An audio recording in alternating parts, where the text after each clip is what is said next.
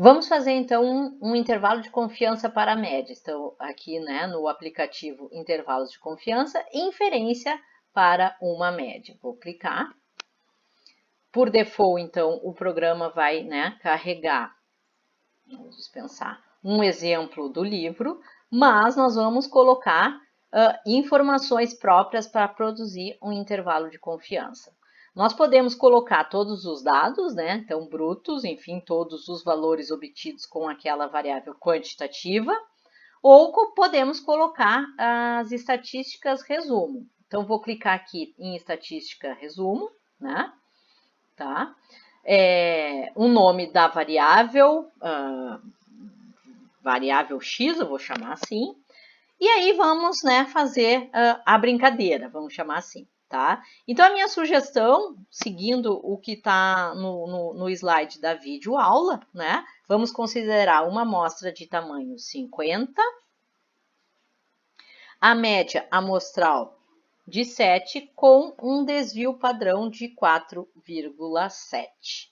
Então, tá aí, o cálculo do intervalo de confiança, Nesse caso aqui, a estimativa pontual é o próprio 7, que é a média amostral, Então, como nós vimos, a estimativa pontual é o próprio valor de x barra, mas nesse caso aqui, vamos dizer assim, a gente dá um upgrade para x barra, que então, além de ser a própria média amostral, nós podemos dizer aqui que x barra é um estimador. Então, o valor obtido com este estimador, neste caso média, vai servir para a gente dizer que isso vale para a população. Então, pontualmente, estima-se que a população tem média igual a 7.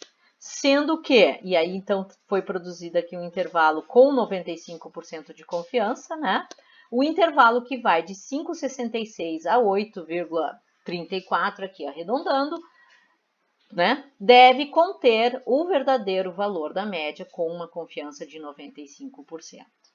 Se a gente mexer no botão, então a minha sugestão, utilizem aí o aplicativo, tá? Mexam, por exemplo, no botão da confiança para ver o que acontece com o intervalo. Quanto mais confiança, mais largo é o intervalo e, portanto, menos preciso, porque ele está muito largo, ele vai ficando mais largo.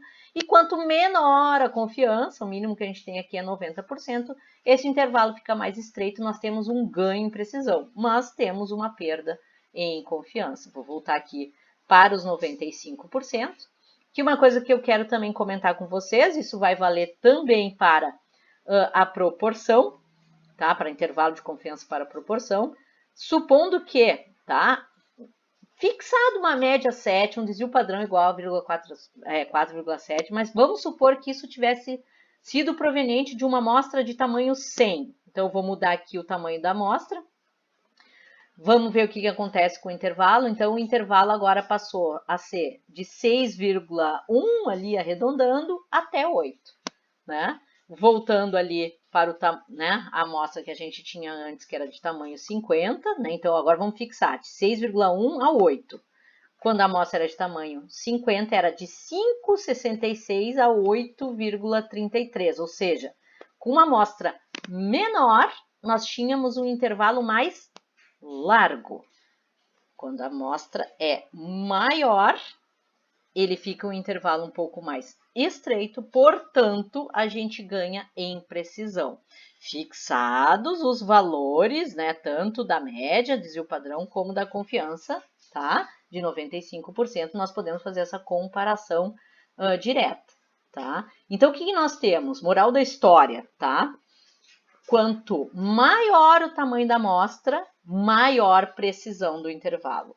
Ou seja, nós ganhamos em precisão. Eu acho que isso faz sentido, Porque se nós estamos aumentando a amostra, que vai servir, enfim, para inferência, para representar a população, nós temos um ganho, tá? E esse ganho, então, é refletido quando a gente pensa estatisticamente, numa inferência através da estimação, que é um ganho na precisão do intervalo que é obtido. Então, ele fica mais estreito quando comparado com amostras menores.